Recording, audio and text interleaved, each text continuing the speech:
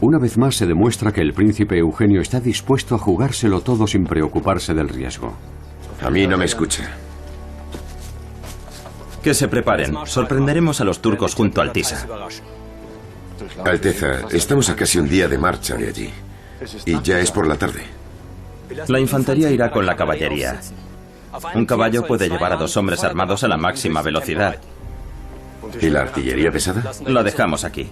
En 1 hora estaremos en el Tisa. Ya lo han oído. 2 hombres en cada caballo. 2 hombres por caballo. 2 hombres por caballo. ¡Vamos!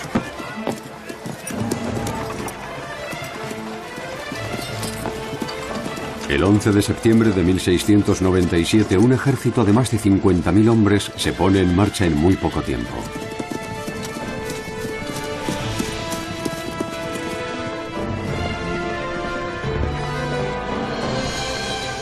El ejército austriaco llegó a Centa sembrando el caos. El sultán y la caballería otomana ya habían cruzado el Tisa. La artillería y el séquito estaban al otro lado. Eran casi 100.000 hombres. Nos superan en número. No si nos lanzamos en oleadas. ¡Adelante!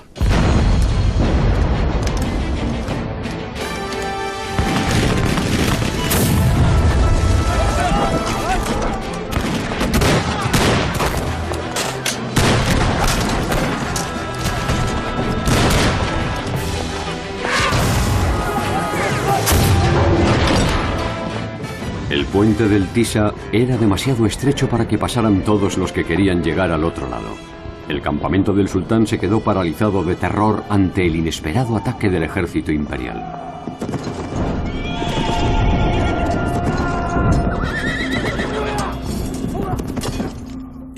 Creo que el gran talento del príncipe Eugenio como militar, como comandante, se demuestra por el hecho de que es capaz de leer una batalla y de reconocer el punto culminante. En el fragor del combate, entre gritos y disparos, se ve muy poco. Sin embargo, el príncipe Eugenio es capaz de tomar decisiones en el momento crucial. Ahora hay que meter todas las unidades. Ahora, hasta el último soldado que tengo debe atacar. Si no hay más soldados, él se lanza al combate personalmente.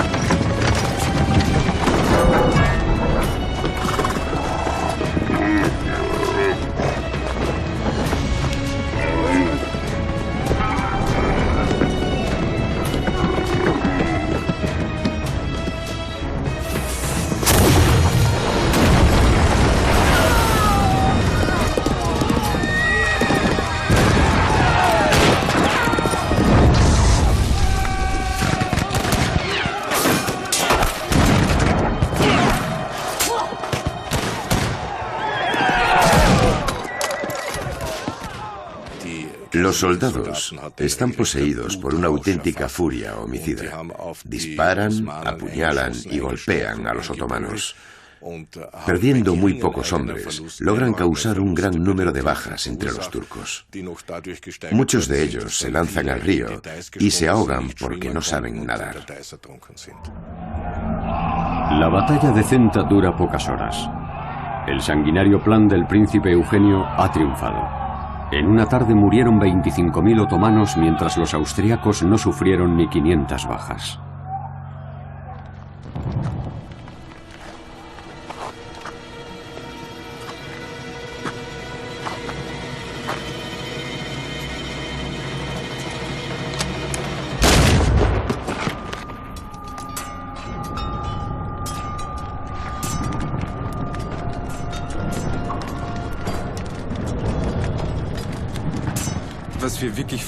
Lo que queda claro es la completa insensibilidad del comandante por las bajas, incluso por las de su ejército.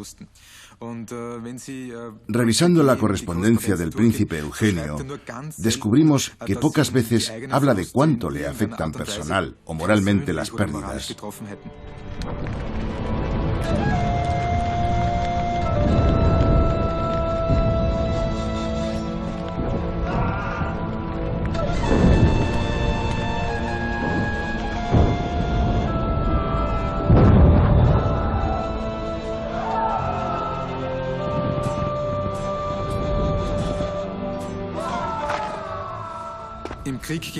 La guerra contra el Imperio Otomano fue más brutal de lo habitual.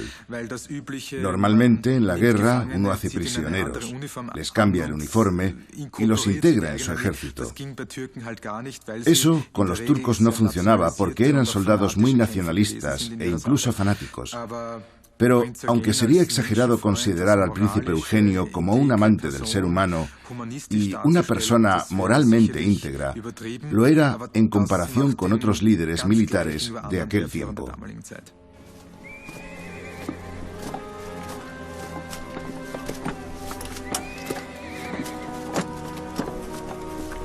Al campamento. La derrota en Zenta fue total y puso fin a la expansión otomana. En Europa, la victoria del príncipe Eugenio fue la base de su fama como militar genial. El sello de Mustafa II puede verse en el Museo de Historia Militar de Viena. Tras la batalla, tal como el príncipe Eugenio comunicó al emperador, se produjo una serie de explosiones que aniquilaron el botín. También desapareció la caja de guerra del sultán. Casualidad o no, el príncipe Eugenio realizó grandes inversiones durante los años siguientes. Justo después de Zenta pagó todas sus deudas y construyó otras 2 salas en su palacio de invierno.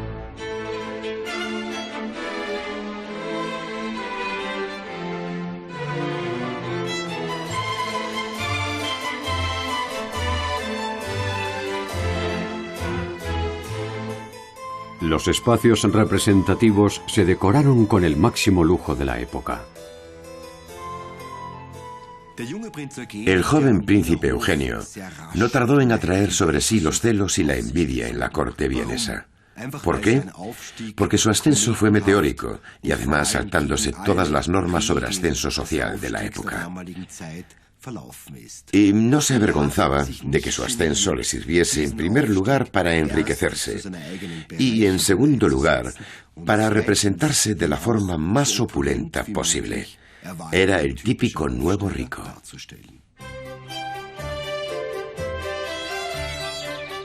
Además del Palacio de Invierno, el príncipe Eugenio adquirió terrenos en Rembeck, a las afueras de la ciudad, donde hizo construir un palacio de verano llamado Belvedere.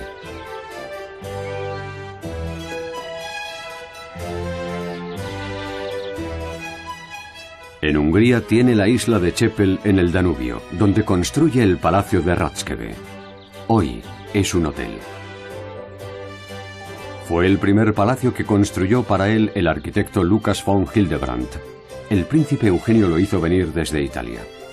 A partir de entonces, el maestro Gianluca, como lo llamaba Eugenio, construyó todos los palacios famosos del príncipe.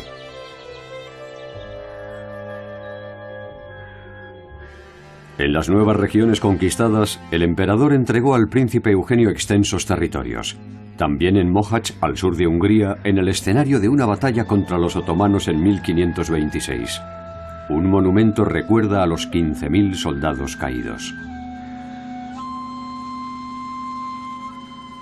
El príncipe Eugenio hace que tasen el valor de las tierras, pues el emperador le había ofrecido lo equivalente a 80.000 florines.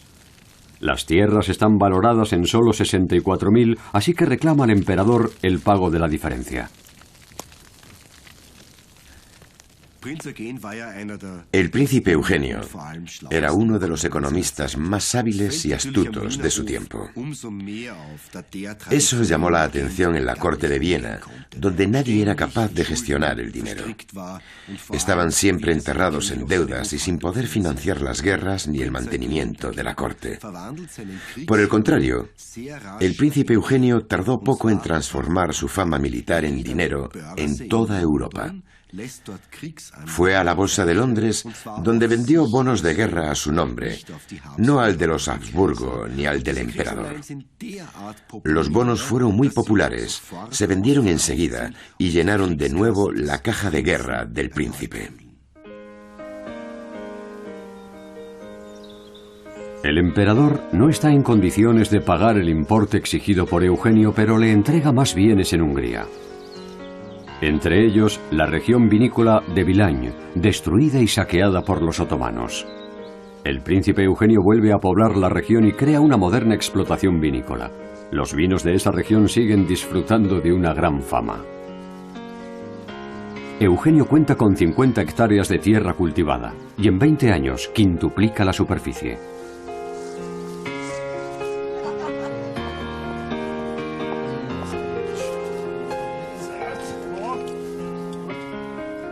Los vinos de Vilañ están entre los mejores tintos de Hungría y Vilañ está considerado el Burdeos del Este. Esta región destaca porque desde el tiempo del príncipe Eugenio se unieron aquí lo mejor de las culturas vinícolas de Occidente y de los Balcanes.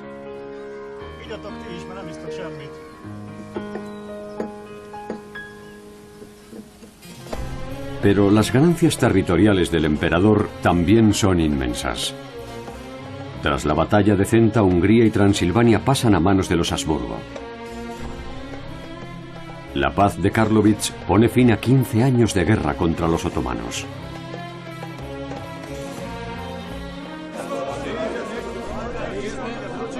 Las derrotas en la guerra y un sultán que se va de caza en lugar de ocuparse de los asuntos de gobierno extienden el malestar por todo el Imperio otomano. Los líderes de los genízaros, las tropas de élite, quieren poner fin a la situación. ¿Dónde está nuestro sultán? No está aquí, está en una cacería. Que me oiga todo el noble diván. Ya basta, es insostenible. No pasa un mes sin que suban los impuestos. Gracias al sultán y al gran muftí, los impuestos sobre el tabaco y el vino son tan altos que los mercaderes no pueden vender. Mis hombres llevan meses sin paga. No lo vamos a decir más veces.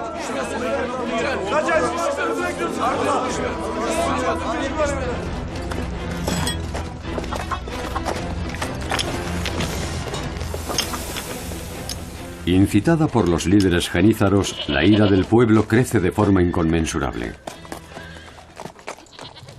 El caldero que reúne a los genízaros para comer es un símbolo de estos guerreros de élite. Aquí, los nuevos reclutas prestan su juramento de lealtad. El caldero recuerda cuando las tribus turcas eran nómadas. Junto a él se comparten opiniones y se toman decisiones. ¿Y qué pasa con el sueldo que se nos debe desde hace meses? Nada de nada. No vamos a aguantar más. Ya hemos esperado demasiado. ¡Que hablen las armas! Cuando el caldero cae, los visires y el sultán saben que serán presa de la ira desatada de sus tropas de élite.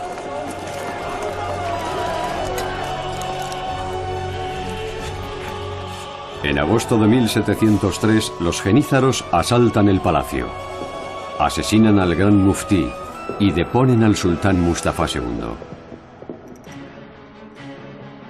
La paz en Europa también dura poco.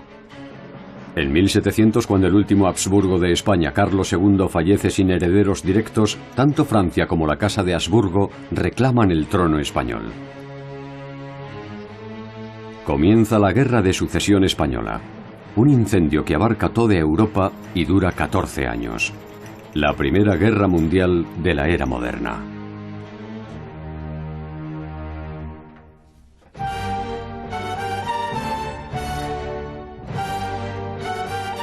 El príncipe harapiento se ha convertido prácticamente en el hombre más rico y poderoso del imperio de los Habsburgo. El siguiente paso en su ascenso al poder es una gran reforma del ejército. Tenemos una especialización de las tropas. No hay solo infantería y caballería. La artillería también tiene importancia. Hay zapadores, especialistas en movimiento de tierras, y minadores que excavan bajo los muros enemigos durante los asedios. Un equipo de carruajes que se encarga del transporte y la logística. Se trata de un ejército moderno, incipiente, y como en la actualidad no se preocupa solo de las tropas de combate y apoyo, sino también de la logística y el suministro. A principios del siglo XVIII se produce un verdadero cambio de era en lo militar.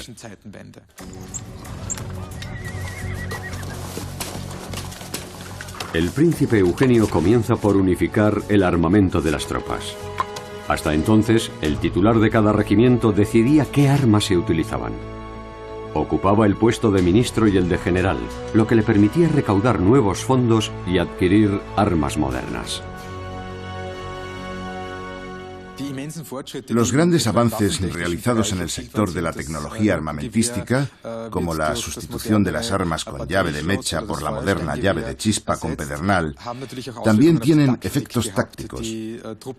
Las tropas ya no se desplazan en grandes formaciones cuadradas, sino en líneas, donde es fundamental mantener la formación. Eso requiere un tipo de adiestramiento que no se había dado hasta entonces.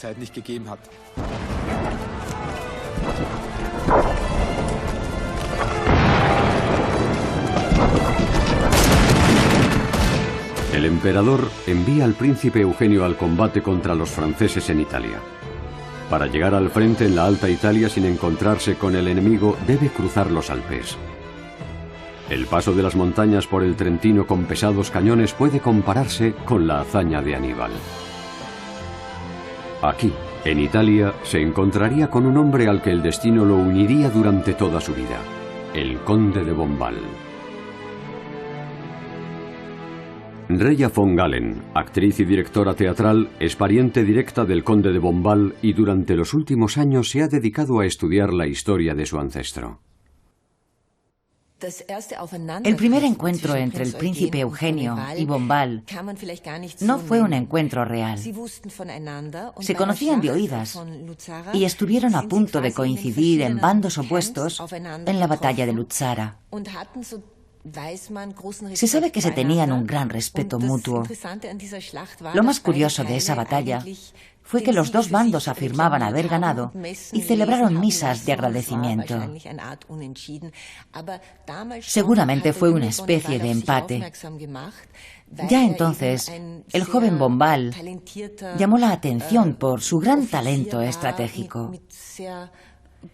Una capacidad que podía reconocerse, aunque sirviera bajo las órdenes de Vendôme.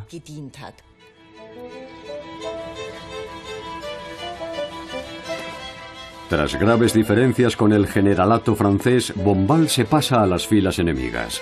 Al príncipe Eugenio le resulta muy útil en su ejército. Valora las capacidades del joven francés y también empieza a encontrarlo agradable. Bueno, no sé. Así vuestros hombros anchos destacan más. ¿Eso creéis? Pero las caderas... Vuestras caderas son perfectas. Pero el chaleco es muy ancho. Le pediré a mi sastre que os lo ajuste. Ahora sois un soldado imperial. Parezco un ratón gris. Ya, la elegancia no es un invento vienes. En Bombal, el príncipe Eugenio quiere encontrar algo que, a pesar de su gran poder, se le sigue escapando. Un verdadero amigo. Una relación inspiradora con otra persona. Leibniz me ha escrito. Quiere abrir una academia en Viena. Eso no puede ser muy difícil para vos. Escribiré hoy al emperador. No sé cómo daros las gracias. Conozco a este gran pensador por vos. Pues aún tengo más para vos. Las obras de mi amigo Fenelon. ¿Brilla la codicia en vuestros ojos? No, amigo mío. Perdonadme si el amor puro por la palabra escrita me ha hecho perder la serenidad. ¿Me permitís?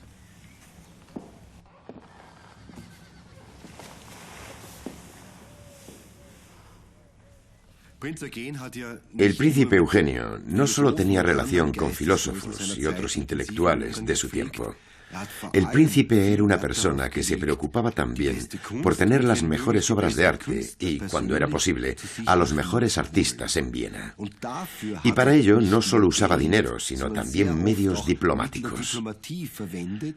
Todo para llevar arte a Viena, incluso de las regiones más alejadas del mundo.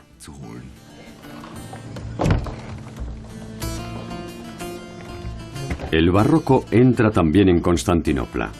Ha comenzado un nuevo siglo.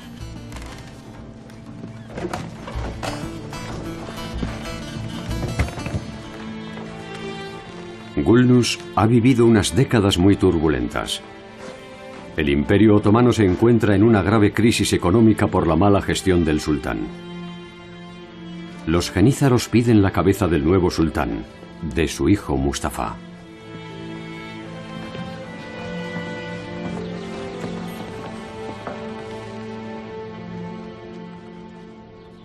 Sé que el sultán pasa demasiado tiempo en cacerías. Perdonadle la vida. Y me ocuparé de que abdique. Mi hijo menor Ahmed está dispuesto a escuchar vuestras peticiones. Vuestro hijo no tiene experiencia en los asuntos de gobierno. Lleva mucho tiempo encerrado. Pero si está dispuesto a aprender del gran visir y a dejarse aconsejar por vuestra sabiduría, lo serviremos incondicionalmente.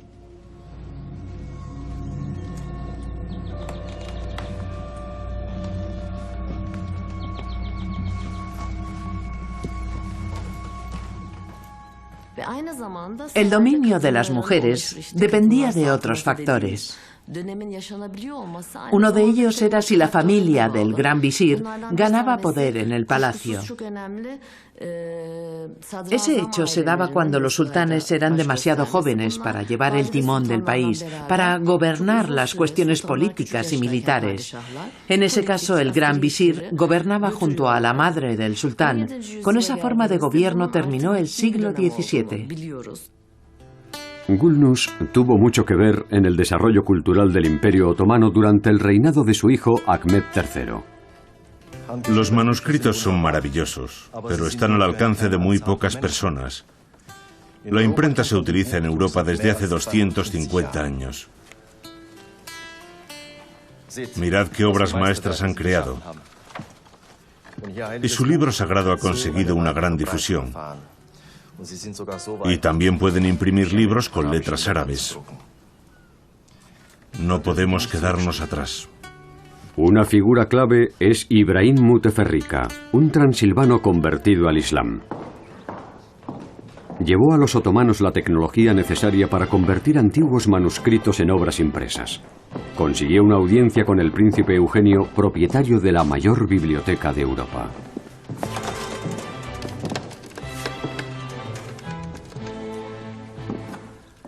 Mi biblioteca se divide en 3 grupos, cada uno de un color.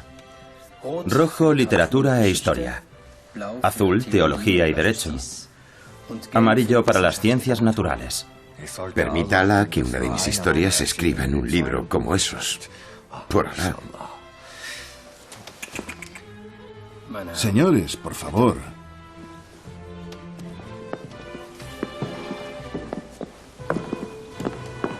Una particularidad de la biblioteca es que los libros están encuadernados en cuero de gran calidad. Sería muy interesante recibir el cuero directamente de Constantinopla. El príncipe necesita obtener pieles de genízaros.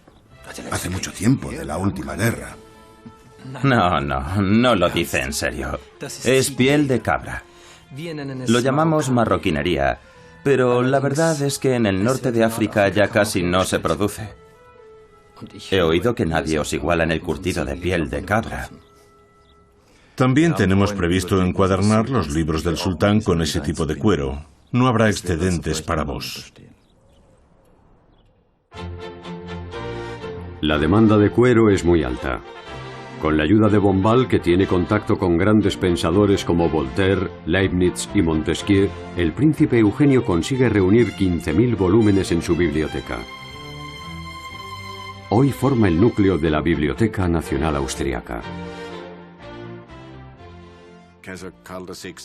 Ni el emperador Carlos VI ni María Teresa estaban en condiciones de adquirir toda la herencia del príncipe Eugenio. Por lo tanto, todo salió al mercado. Su sobrina Victoria la puso a la venta y los Habsburgo la fueron adquiriendo. En el caso de la biblioteca, acordaron una especie de renta que Victoria percibiría todos los años. Sin embargo, no contaban que tuviese una vida tan larga.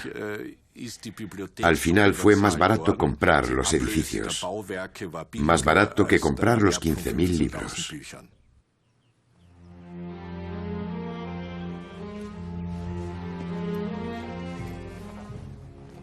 Estos son los libros que he traído de la biblioteca del príncipe.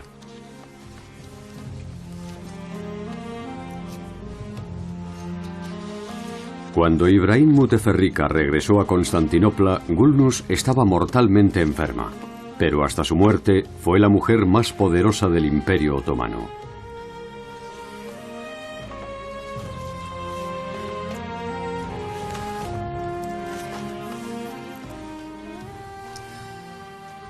Así que este libro es de ese hombre tan cruel. Me alegro de ver que también encuentra placer en las cosas hermosas. A veces intentamos compensar la fealdad de la vida con la belleza de la eternidad. Gulnuz murió en 1715.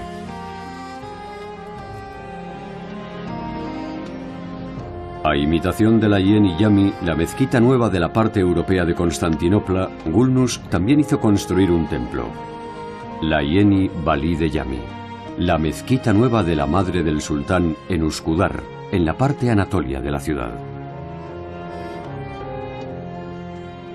Ninguna de las dos mezquitas lleva el nombre de su fundadora. Ese parece ser el destino de las grandes señoras de esa época. Con toda la influencia que tuvieron en vida y en la memoria colectiva del país, su nombre no aparece en el plano de la ciudad.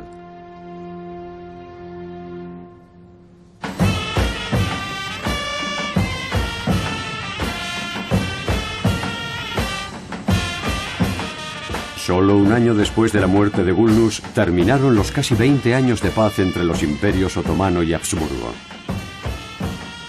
Una vez más, un gran ejército otomano se pone en marcha, esta vez en dirección a Belgrado.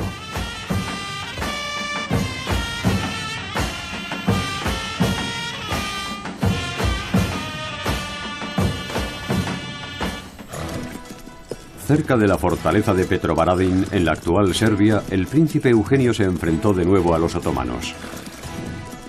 Supuestamente utilizó una artimaña. Se dice que erró los caballos al revés. Pero, ¿un caballo puede andar con las herraduras al revés o es otra de las leyendas que rodean al príncipe Eugenio? En realidad no hay problema por colocar las herraduras al revés. De hecho, se sigue haciendo en caballos que padecen una enfermedad.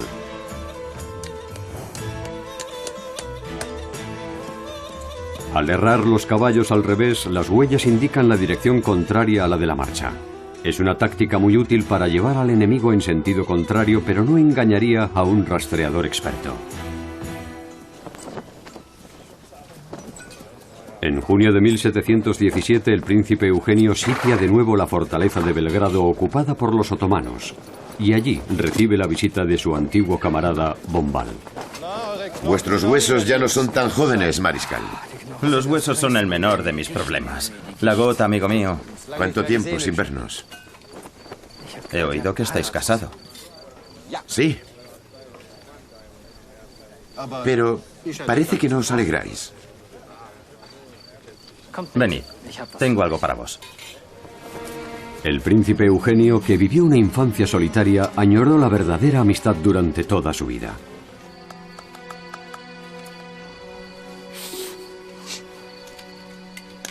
¿Qué es eso? ¿Esmeraldas? ¿Diamantes? Seguro que es un regalo de boda. No. Hace 15 años que nos encontramos por primera vez en una batalla. ¿Un regalo de aniversario? Un reconocimiento de nuestra amistad indestructible. Indestructible. Sí.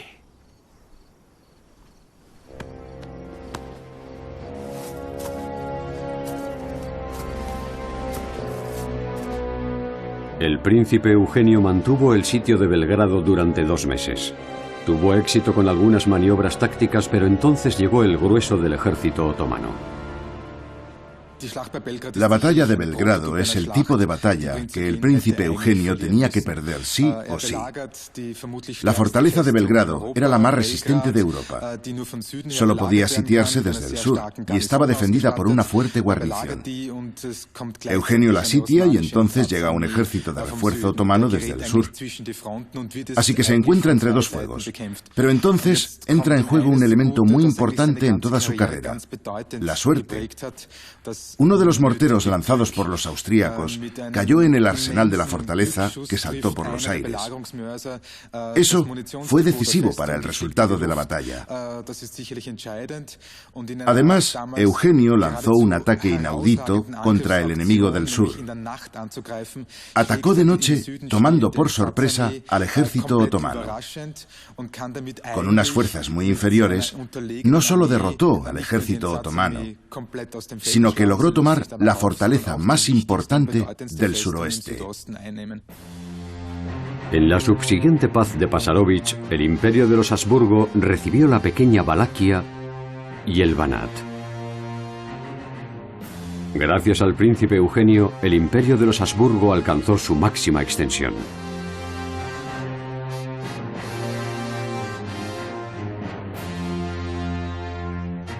Tan numerosos fueron sus éxitos en el campo de batalla como escasos en su relación con otras personas.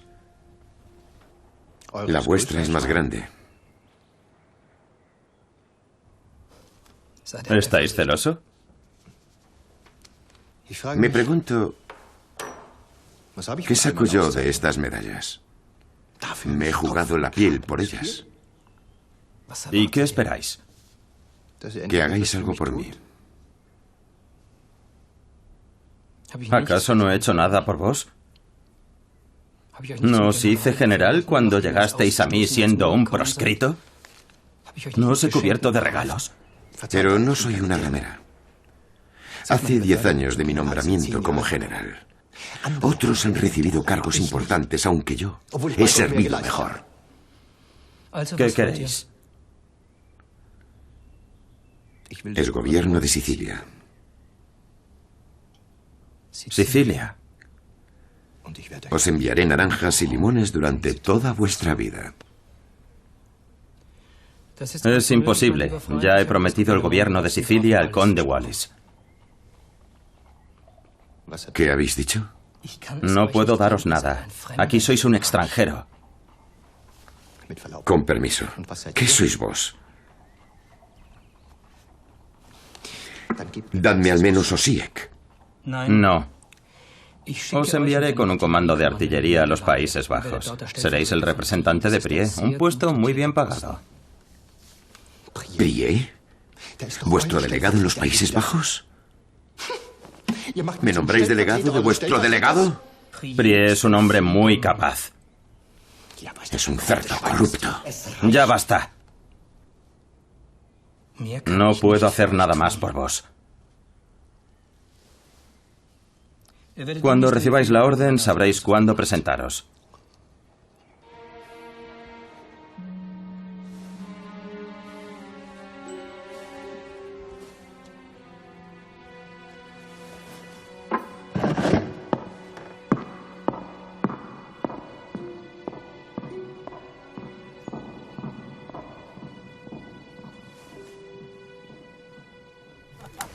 Tiene el cuerpo de una bota y no duerme por la gota. Bombal dedicó al príncipe Eugenio una canción burlesca.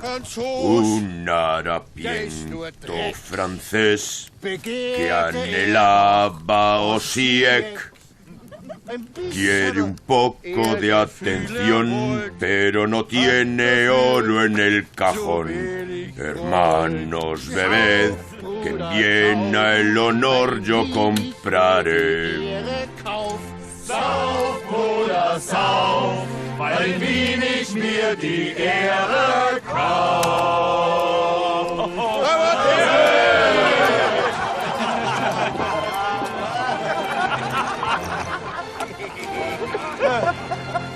En una carta de Bruselas, el príncipe Eugenio descubrió que Bombal lo había ofendido gravemente.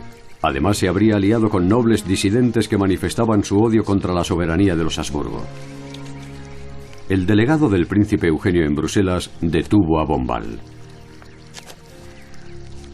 Entonces se manifestó el despiadado carácter del príncipe Eugenio.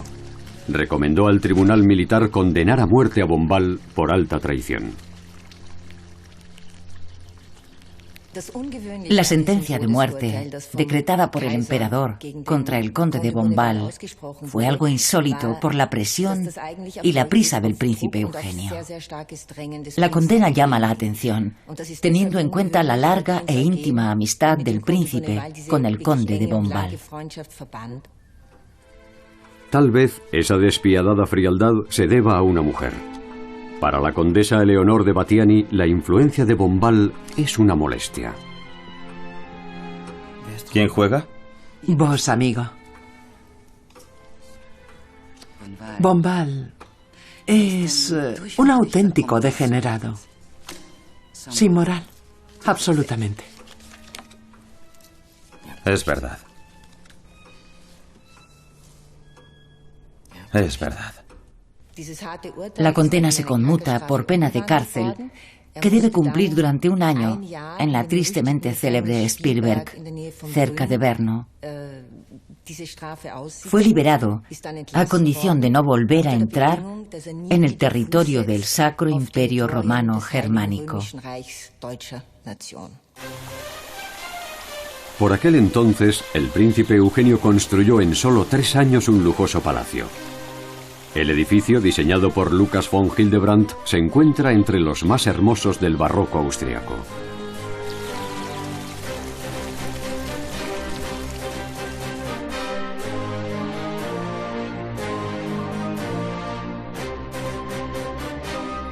Eugenio está en la cumbre de su poder. Es mariscal de campo del Imperio, presidente del Alto Consejo de Guerra, gobernador de Milán y de los Países Bajos españoles.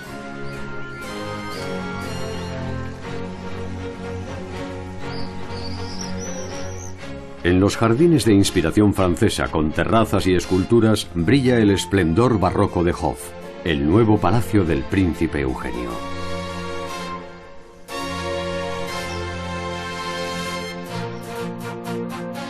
También las fiestas son auténticamente barrocas. Para entretener a sus invitados, el príncipe deja que un león domesticado de su zoológico privado camine en libertad durante los banquetes. En la vida del conde de Bombal no hay lugar para grandes fiestas. Después de la liberación, se dirige a Constantinopla, la capital del enemigo de los Habsburgo. Casi sin recursos llega a Sarajevo, donde se convierte al Islam por motivos de estrategia. Tras la conversión de Bombal al Islam, lo convocan a Constantinopla. Allí le ponen una casa a su disposición. Bombal escribe un memorándum para el sultán. En ese escrito expone todas sus ideas. Es una lista de reformas para la modernización del ejército otomano.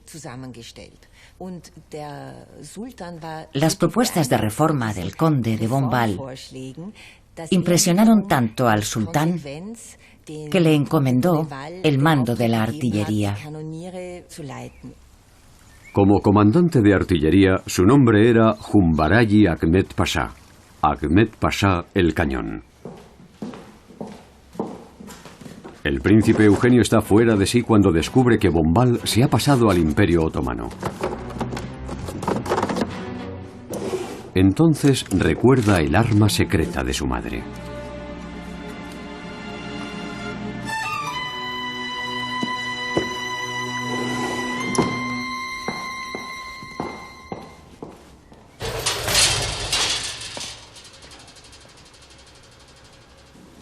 En el Archivo Histórico Nacional de Viena se conserva parte de la correspondencia del príncipe. Entre sus cartas hay una petición al emperador para que autorice el envenenamiento del traidor y enemigo de la patria, Bombal.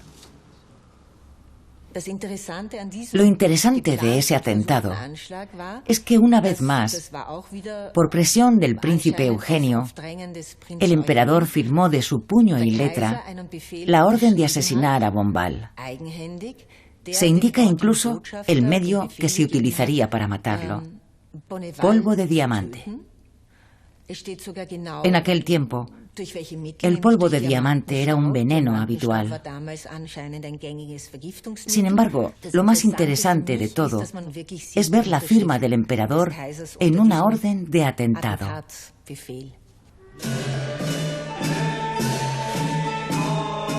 El atentado fracasó y Bombal entra en un monasterio derviche de la orden Mevlevi, famosa especialmente por su carácter tolerante.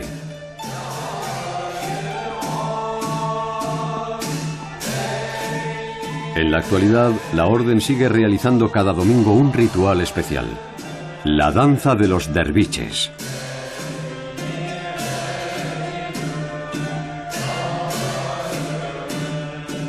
Los giros permiten a los miembros de esta hermandad sufí alcanzar un estado de trance.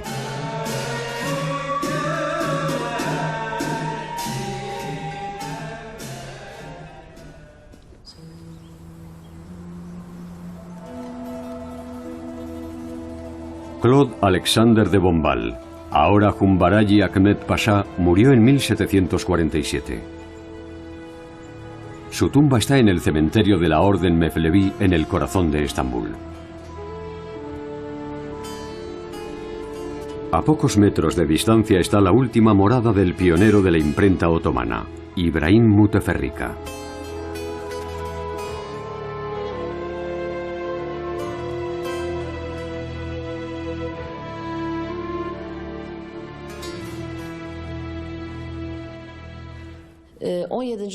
Al final del siglo XVII comenzó una época de decadencia política y económica. Las fases de decadencia son interesantes porque lo nuevo sustituye a lo viejo. El tiempo de Gulnus Valide Sultan fue una de esas etapas. Una mezquita y una fuente de Estambul son los únicos monumentos que se conservan de los que construyó Emetullah Rabia Gulnus Sultan. Durante su vida fue una persona muy importante que destacó sobre todo por su atención a la cultura y sus obras de caridad.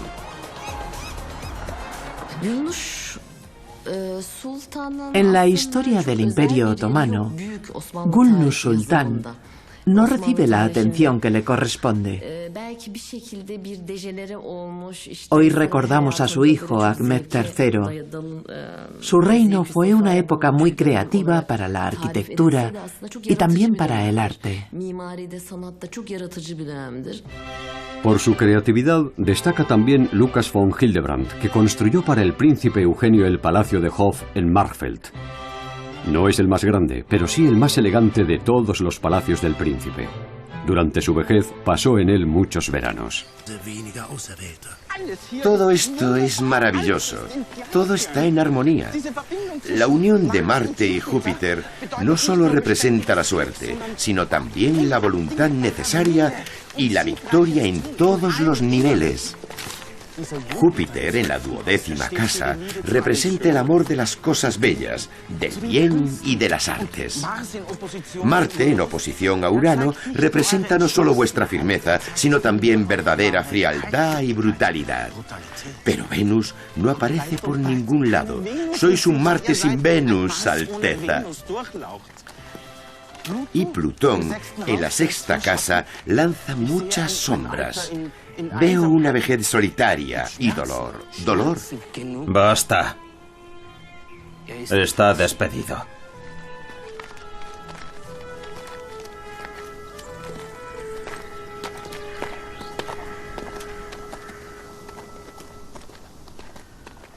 ¿Una vida sin Venus?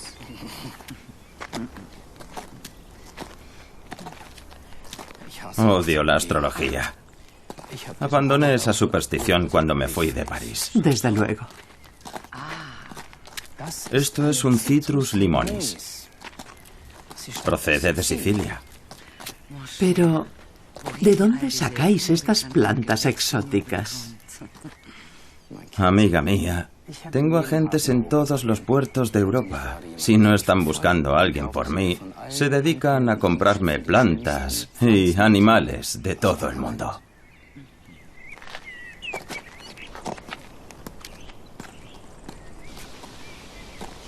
El maestro Gianluca se ha superado. Las terrazas llegan casi hasta el Morava. 1, 2, 3, 4, 5, 6, 7. Una más que el emperador.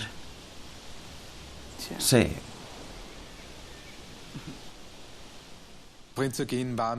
El príncipe Eugenio estaba cansado, pero el emperador lo reclamó una vez más para la guerra y su propia fama jugó en su contra. Era el arma secreta. Los emperadores sabían que con el príncipe Eugenio en el frente era imposible perder.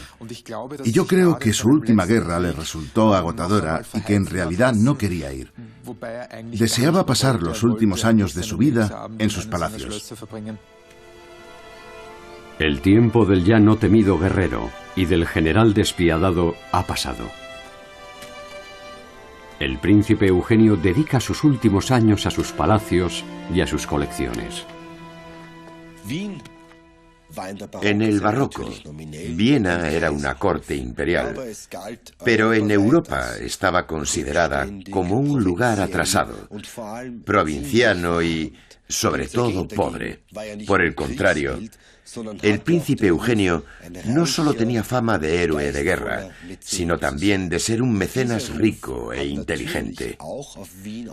Su presencia en Viena ayudó a mejorar la imagen de la ciudad, incluso muchos años después de su muerte.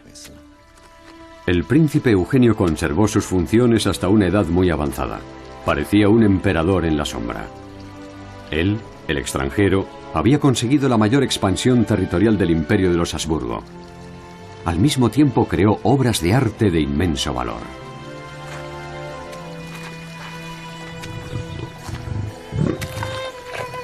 En los últimos años se fue haciendo cada vez más retraído y acabó siendo un solitario que hablaba solo con sus animales. Ruge. León. Ruge.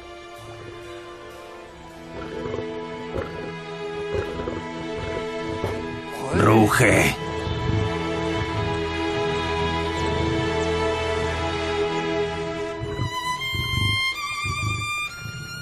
Se dice que cuando el noble caballero murió, la noche del 21 de abril de 1736, el viejo león domesticado se despertó y rugió tan fuerte en el Belvedere que se oyó en toda la ciudad.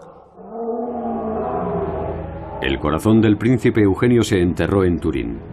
Sus restos encontraron su última morada en una capilla de la Catedral de San Esteban que lleva su nombre. Se fue igual que llegó, como un extranjero, pero consiguió no ser olvidado nunca.